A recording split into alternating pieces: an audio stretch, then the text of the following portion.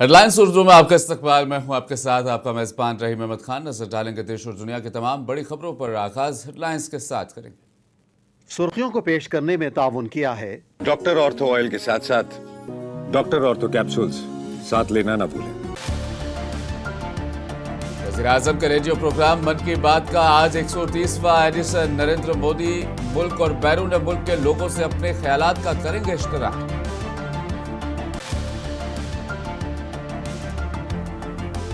RJD की कौमी executive meeting आज होगी। पटना में तेजस्वी यादव को बड़ी जिम्मेदारी मिलने का इम्कान।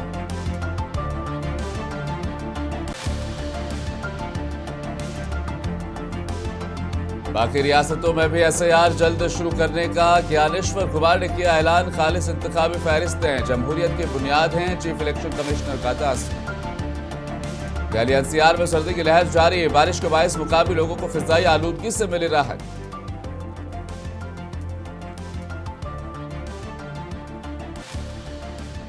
डोनाल्ड ट्रंप ने अफगानिस्तान जंग पर अपने तबसरे से लिया यू टर्न। अमेरिकी सदर ने बरतानवी फौजियों की खुलकर की सताइश।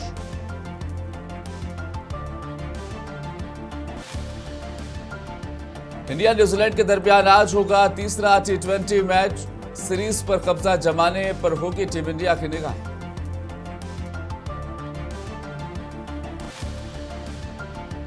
सुर्खियों को पेश करने में ताउन किया है वज़ीर-ए-आज़म नरेंद्र मोदी अब से कुछ ही देर में आकाशवाणी पर मन की बात प्रोग्राम में मुल्क और बैरून मुल्क के लोगों के साथ अपने ख्यालात का इश्तराक करेंगे।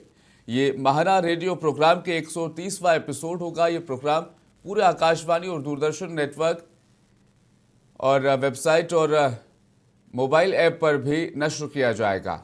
इसे AI और न्यूज़, DD न्यूज़, PM और वजारत इत्तलात व नशरियात के यूट्यूब चैनल्स पर भी लाइव स्ट्रीम किया जाएगा। आकाशवाणी हिंदी नशरियात के फौरन बाद इलाकाई ज़बानों में भी इस प्रोग्राम को नश्र किया जाएगा।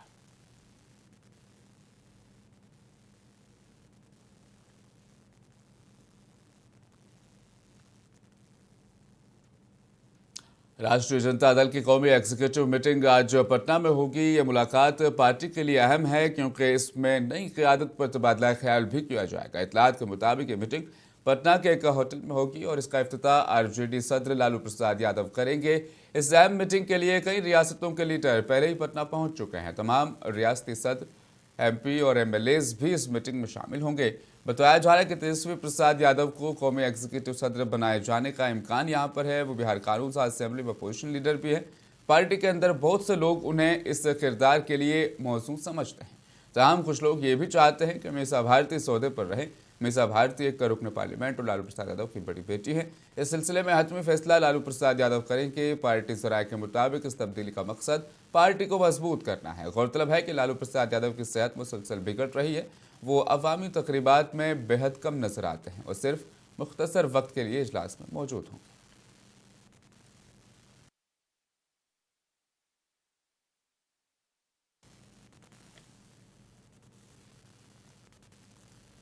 सुप्रीम कोर्ट के हुक्म के बाद इलेक्शन कमीशन ने हफ्ते की शाम अपनी वेबसाइट पर मंतुकी तजादात की फहरिस्त में शामिल लोगों के नाम अपलोड कर दिए हैं। अब जिला इंतखाबी अफसरान इस फहरिस्त को डाउनलोड करेंगे और अपनी पंचायत इमारतों और ब्लॉक दफातर में अदालत की हिदायत के मुताबिक डिस्प्ले करेंगे।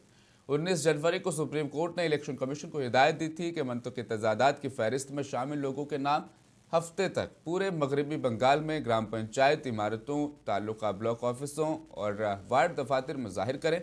अदालत ने नोट लिया है कि रियासत में 12.5 मिलियन वोटर्स मंतुकी तजादात की फहरिस्त में शामिल हैं। अहदेदारान ने बताया कि फहरिस्त वेबसाइट पर अपलोड कर दी गई है। बच्चों के लिए मंतुकी तजादात में 2002 की वोटर लिस्ट के साथ साथ वालिदैन के नामों में अदम मुमासलत और वोटरान के वालिदैन के दरमियान उम्र का फ़र्क 15 साल से कम या 50 साल से ज़्यादा है।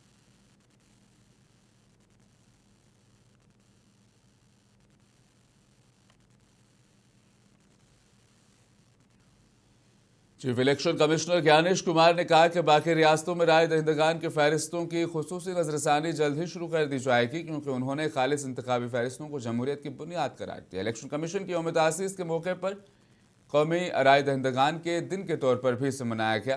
ज्ञानेश्वर कुमार ने कहा कि नजरसानी की मशक फिलहाल 12 रियासतों और मरकज़ के जेर इंतजाम इलाकों में आसानी से चलाई जा रही है। चीफ इलेक्शन कमिश्नर ने कहा कि खालिस इंतखाबी फहरिस्तें जमहूरियत की बुनियाद हैं। उन्होंने कहा कि इस मकसद के साथ इंतखाबी फहरिस्तों की खुसूसी नजरसानी का आगाज किया गया।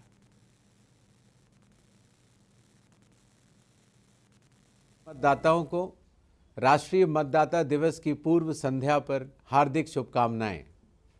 भारत निर्वाचन आयोग की स्थापना गणतंत्र दिवस से एक दिन पहले 25 जनवरी 1950 को हुई थी। हम हर वर्ष 25 जनवरी को राष्ट्रीय मतदाता दिवस के रूप में मनाते हैं। यह दिन हमारे मतदाताओं को समर्पित है। वर्ष 2025 भारत निर्वाचन आयोग के लिए उपलब्धियों और नवाचारों का वर्ष रहा। आयोग ने अपने नए और प्रभावी स्वरूप में न केवल मतदाता सूची की शुद्धता सुनिश्चित की और मतदान प्रक्रिया को प्रत्येक मतदाता के लिए अधिक सुगम बनाया, बल्कि निर्वाचन संबंधी चुनौतियों का सफलतापूर्वक समाधान करते हुए निर्वाचन के प्रत्येक चरण को और अधिक सुदृढ़, पारदर्शी तथा विश्वसनीय बनाया। निर्वाचन आयोग ने देश के दूरस्थ कोनों से लेकर वैश्विक मंच तक अपनी प्रभावी उपस्थिति दर्ज कराई है। इस वर्ष आयोग ने लगभग 30 महत्वपूर्ण पहलें की तथा उनका सफल क्रियान्वयन भी सुनिश्चित किया। इनमें special intensive revision, India international institute of democracy and election management IIIDM नई दिल्ली में सघन प्रशिक्षण के माध्यम से क्षमता निर्माण, जिसमें विभिन्न राज्यों, केंद्र शासित प्रदेशों के 5000 से भी अधिक booth level officers, BLO supervisors को प्रशिक्षित किया गया। ECI नेट ऐप का शुभारंभ किया गया। मतदान केंद्रों पर मोबाइल जमा करने की सुविधा तथा प्रति मतदान केंद्र अधिकतम 1200 मतदाताओं की सीमा निर्धारित करना जैसी प्रमुख पहलें शामिल रहीं। शुद्ध मतदाता सूची मजबूत लोकतंत्र की आधारशिला होती है। इसी उद्देश्य के अंतर्गत मतदाता सूची के स्पेशल इंटेंसिव रिवीजन SIR की शुरुआत की गई। पहली बार वर्ल्ड इकोनॉमिक फोरम में शिरकत करते हुए झारखंड ने दावोस में मजबूत मौजूदगी जाहिर की। चीफ मिनिस्टर हेमंत सोरेन की क़यादत में रियासत ने सरमायाकारी, सनअत और तवानाई के शोबों में आलमी कंपनियों के साथ बातचीत की। रियासत में 11,000 करोड़ रुपए से ज्यादा की सरमायाकारी के लिए टाटा स्टील के साथ एक मुआहदे पर दस्तखत किए गए, जिसमें ग्रीन स्टील भी शामिल है। दावोस में स्वीडिश कंपनियों ने झारखंड के शहरी ट्रांसपोर्ट सेक्टर में सरमायाकारी करने में दिलचस्पी जाहिर की, जबकि हिताची ने तवानाई के शोबे में सरमायाकारी की तजवीज़ पेश की। इस तरह जबकि इन्फोसिस ग्लोबल के साथ IIT सरमायाकारी पर भी तबादला ख्याल किया गया। इस दौरान चीफ मिनिस्टर हेमंत सोरेन ने कहा कि उनका यह दौरा इंतहाई कामयाब रहा, जिसके दौरान उन्हें दुनिया भर के लोगों से मिलने का मौका भी मिला। उन्होंने कहा कि वो आने वाली नस्लों के लिए एक मजबूत झारखंड बनाने के मकसद से काम कर रहे हैं।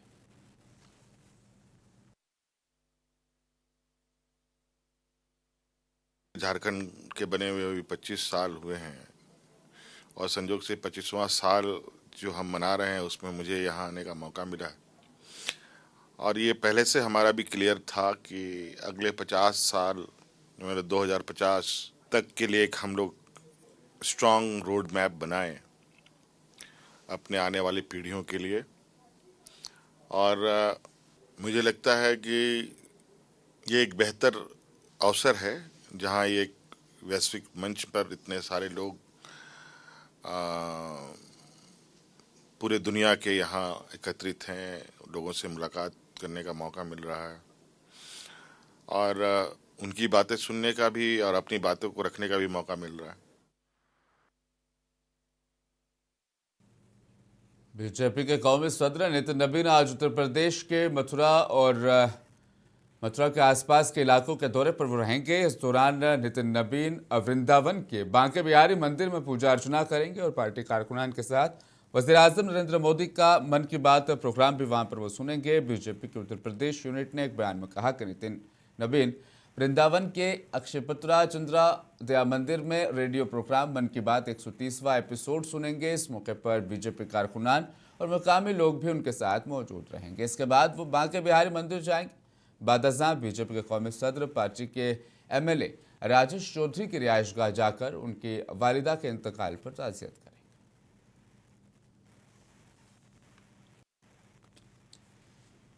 दिल्ली नोएडा सरहद के करीब कश्ती उलटने के बाद यमुना नहर में रेस्क्यू ऑपरेशन जारी है। उद्धारों के मुताबिक उस हादसे में एक शख्स लापता है जिसकी तलाश की जा रही है। रेस्क्यू टीमों समेत हुकाम एक शख्स की तलाश कर रहे हैं जो कश्ती उलटने के बाद से लापता है। मुसाफिरों की सही तादाद और हादसे की मजीद तफसीलात का अभी तक पता नहीं चल सका।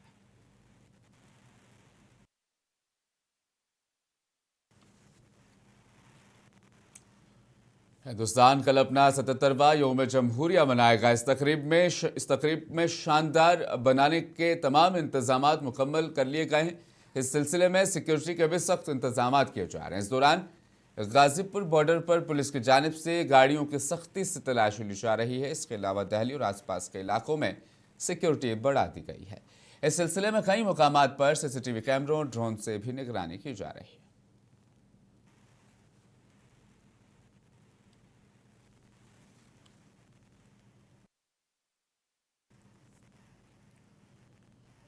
बिहार के नालंदा और राजगीर के स्टेक होल्डर्स ने वजीर खजाना से सयाहत को मजीद फरोग देने से मुतालिक इकदाम का ऐलान करने की अपील की है। नालंदा और राजगीर दोनों कस्बे बेपनाह तारीखी अहमियत के हामिल हैं। नालंदा दुनिया के इब्तदाई तालीम के मरकज़ में से एक के तौर पर जाना जाता है, जबकि राजगीर एक कुदरती खित्ता है जो बुद्ध मत और जैन मत के लिए अहमियत रखता है। आज नालंदा और राजगीर रियासत के अहम सयाहती मकामात में शामिल है, जहाँ सयाहों के मजमूई तजुर्बे को बढ़ाने के लिए बड़े पैमाने पर बुनियादी ढांचे की तरक्की की जा रही है।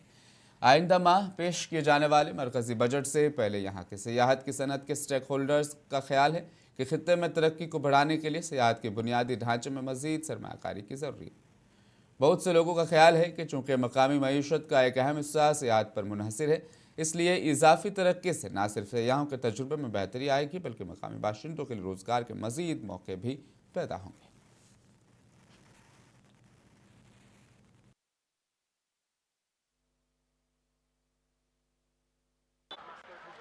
आने वाला बजट से हम लोग यही उम्मीद रख रहे हैं कि यहाँ व्यवसाय लोग को बढ़ोतरी हो, उन्नति हो, उसको और रोजगार हो और इजी वे में करने का सरल से सरल तरीका से उसको मतलब जागरूकता उसमें लगा रहे कि जो व्यवसाय इसमें हो रहा है जो और आसानी पूर्वक हो और लोगों के सामान आसानी से मतलब महंगा सामान उसको दिखने में ना लगे, अपना खरीद सके।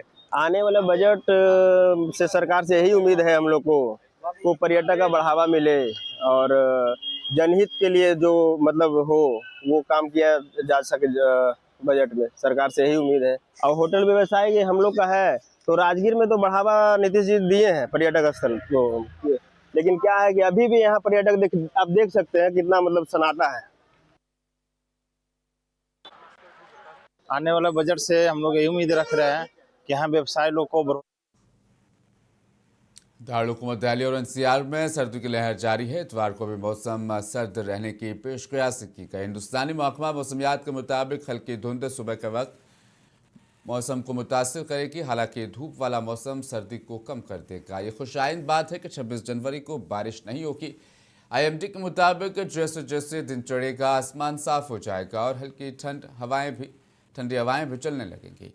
हालिया बारिश की वजह से AQI में अब कमी आई है, लेकिन यह सेहत के लिए अब भी नुकसानदेह है। यहाँ अब भी बहुत से इलाकों का AQI 200 से ज़्यादा है, इसलिए अवाम को अब भी एहतियात रहने का मशवरा दिया गया है।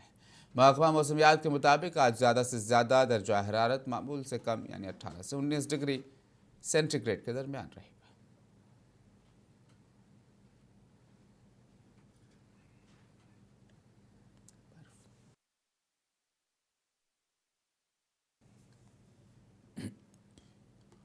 उत्तराखंड में इस साल की पहली बर्फबारी ने सयाहों और मकामी कारोबारी इदारों को मुतहरिक कर दिया है। रियासत ने बर्फ ढके ऊंचाई वाले इलाके अब सयाहों से भरे पड़े हैं, जबकि होटल्स भी खचाखच भर गए हैं। टूर ऑपरेटर्स मसरूफ हैं। इस मौसम की वजह से सयाह खुश हैं क्योंकि वो मसूरी और उत्तराखंड के दीगर बर्फपोश मकामात पर बर्फ से लुत्फानंदोज होने की उम्मीद रखते हैं। लेकिन देहरादून पहुंचने वाले कुछ सयाह मसूरी जाते हुए पर इस कदर परेशान हैं कि देहरादून का हुजूम बस स्टेशन, बस टिकटों के हुसूल में ताखीर और टैक्सी के किरायों में इजाफे से परेशान हैं। देहरादून के मुकामी इदारे अब रियासती हुकूमत से मसूरी के लिए पब्लिक बसों की तादाद बढ़ाने का मुतालबा कर रहे हैं।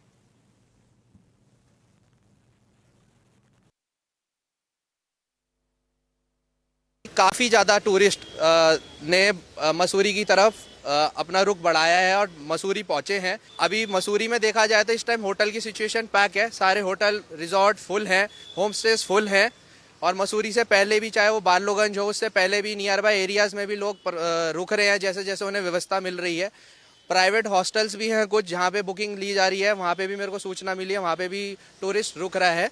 देहरादून में भी काफ़ी टूरिस्ट आया है, काफ़ी टूरिस्ट जिनको मसूरी रुकने को नहीं मिल पा रहा है तो उन्होंने भी देहरादून में भी होटल, आप देखे जाए तो देहरादून में भी काफ़ी हद तक होटल बुक है। काफ़ी रील्स देखते हैं तो हम लोग आज इस बार हम लोग सोचे कि एक बार चल ही रहे हैं तो स्नोफॉल को एंजॉय करते हैं, थोड़ा आपस मतलब बर्फ के साथ खेलेंगे आपस में, इसलिए मतलब इंस्टेंटली आप लोगों का प्लान बना। हाँ, बॉयज ग्रुप तो ऐसे ही होता है, कभी भी प्लान बन जाता है। हम लोग सुबह 10 बजे यहाँ आए थे, उस टाइम इतनी भीड़ थी यहाँ पे कि हम लोग को 1 घंटे तक हम लोग ने वेट किया, हम लोग को टिकट ही नहीं मिली। फिर हम लोग को यहाँ से होटल बुक करना पड़ा कि भीड़ कम हो तो फिर हम आए, लेकिन फिर अभी आए हैं तो अभी थोड़ी भीड़ कम है तो अब हम लोग टिकट ले रहे हैं। टैक्सी उपलब्ध है लेकिन इतना ज़्यादा ये लोग फेयर बढ़ा दिए हैं, वो अब हम लोग अफोर्ड नहीं कर सकते ना। 3,500 हज़ार रुपये ले रहे हैं हम लोग का, तो अब इतना हम लोग कैसे देंगे? फिर हम लोग का स्टे का भी खर्चा है, वो सब कैसे निकलेगा? टूरिस्ट तो जस्ट डबल हो चुका है जब से बर्फ़ पड़ी है, और यहाँ गाड़ियाँ भी अवेलेबल नहीं है, जाम इतना लग रहा है, जो गाड़ी एक बारी जा रही है वो वापस नहीं आ पा रही है मसूरी से, बहुत जाम है, 5-5 घंटे मसूरी जाने में लग रहे हैं।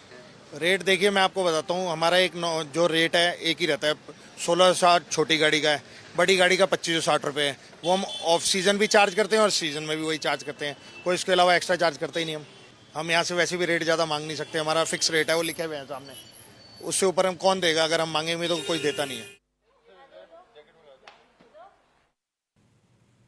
संडे ऑन साइकिल मूवमेंट ने दिल्ली में एक बाकायदा आला तवानाई और मकबूलियत कायम की है, जिसके हालिया एपिसोड वसंत कुंज में सेहतमंद, साफ सुथरा और विकसित दिल्ली को फ़रोग़ देने के लिए यह एडिशन सेलिब्रेट किया गया। आज इस सिलसिले में फिट इंडिया का 19वां एडिशन दिल्ली के वसंत कुंज इलाके में मुनाकिद किया गया, जिसमें नौजवानों ने बड़ी तादाद में हिस्सा लिया। इस मौके पर मौजूदा मसरूफ़ तरीन माहौल में साइकिल चलाने की अहमियत पर जोर दिया गया।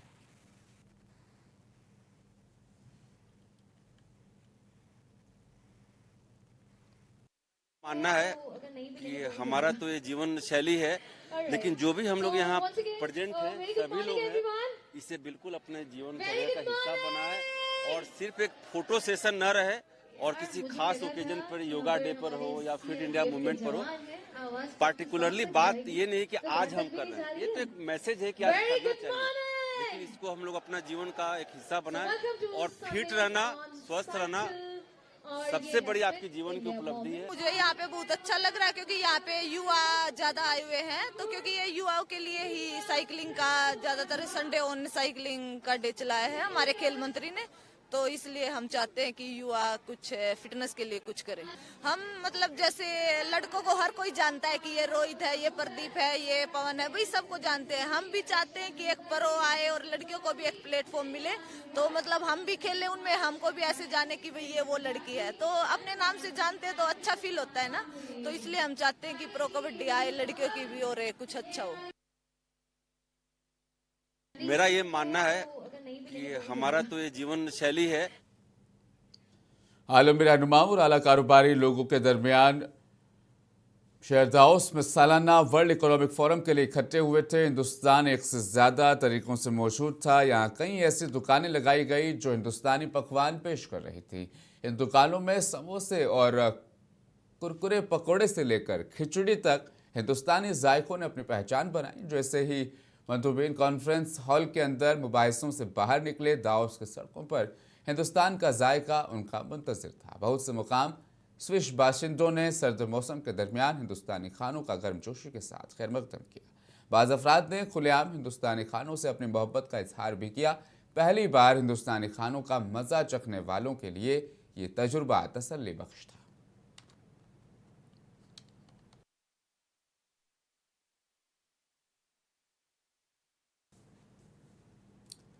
उत्तर प्रदेश में एक बार फिर मिलावट का एक मामला सामने आया। मिलावट केस की तहकीकात करने वाली सीबीआई की एक खुसूसी तहकीकाती टीम ने 36 लोगों को नामजद किया है, जिनमें टीटीडी के 9 ओहदेदार और 5 डेयरी माहिरीन शामिल है। तहकीकात के नतायज के मुताबिक असल मवाद स्वामी मंदिर के घी के तौर पर यह फरोख्त किया जा रहा था। बिल्कुल वो घी नहीं था, बल्कि केमिकल प्रोसेस शुदा पॉमेलियन ऑयल और दीगर अज्जा उसमें शामिल थे। एक ज़राए ने बताया है कि एसआईटी ने नेल्लूर एसीबी को कोर्ट में अपने हक में चार्जशीट दाखिल की है। ज़राए ने बताया कि 36 अफराद मुलजिम हैं, जिनमें से टीटीडी के 9 ओहदेदार और 5 डेयरी माहिरीन शामिल हैं। डेयरी माहिरीन पर मैन्युफैक्चरर्स के साथ मिलीभगत का इल्ज़ाम आयद किया गया है।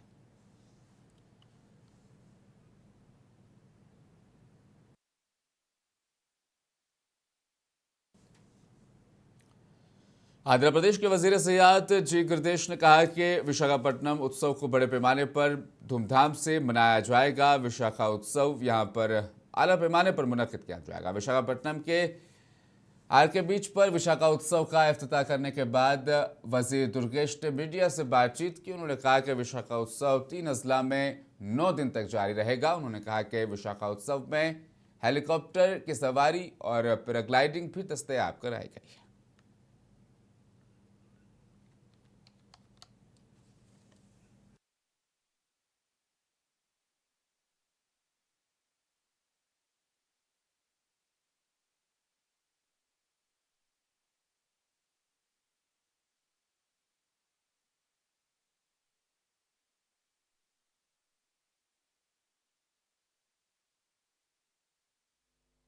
ఇవన్నీ కూడా పెద్ద ఎత్తున ఇక్కడ జరిగేటువంటి కార్యక్రమాలు రాబోయే రోజుల్లో ఈ రాష్ట్రాన్ని పర్యాటక రంగంలోనూ అదేవిధంగా కళలు ఇతరతర రంగాల్లో కూడా ముందుకు తీసుకెళ్ళడానికి ఉపయోగపడుతుందని గట్టిగా నమ్ముతున్నాం। ఈ కార్యక్రమంలో జాతీయ అంతర్జాతీయ స్థాయిలో పేరు పొందినటువంటి కళాకారులతో పాటు స్థానిక కళాకారులకు కూడా అవకాశం కల్పించి వారందరితో కూడా కలిసి ఈ కార్యక్రమాలను నిర్వహిస్తున్నాం। కాబట్టి ఇది మన పండుగ, మన అందరి పండుగ, మన సంస్కృతి సాంప్రదాయాలని చూపించేటువంటి పండుగ, మన ప్రజల పండుగ, మనందరం భాగస్వాములు అయ్యేటువంటి పండుగ కనుక దీన్ని విజయవంతం చేయాల్సిందిగా అందరినీ కోరుకుంటూ సెలవు। సుందరమైన अफगानिस्तान जंग पर अपने तबसरे पर बरतानिया में बड़े पैमाने पर गम और गुस्से का सामना करने के बाद अब अमेरिकी सदर डोनाल्ड ट्रंप ने बरतानवी फौजियों की खुलकर तारीफ की। सोशल मीडिया पोस्ट में उन्होंने बरतानवी फौजियों की बहादुरी और अजीम जंगजू उन्हें करार देते हुए कहा कि अमेरिका और बरतानवी अफवाज का रिश्ता कभी नहीं टूट सकता। ट्रंप ने बयान बरतानवी वजीर आजम के स्टारमर से बात करने के बाद दिया। उन्होंने अपने सोशल मीडिया प्लेटफॉर्म पर लिखा कि बरतानिया के अजीम और नाकाबिले यकीन हद तक बहादुर सिपाही हमेशा अमेरिका के साथ रहेंगे।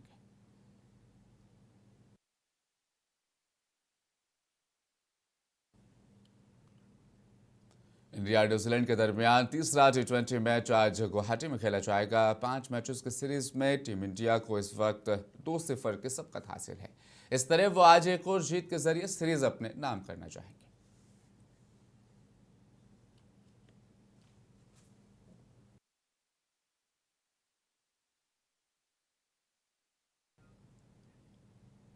हेडलाइंस उर्दू में फिलहाल बस इतना ही। मुझे दीजिए इजाजत, बने रहें मुंसिफ टीवी के साथ।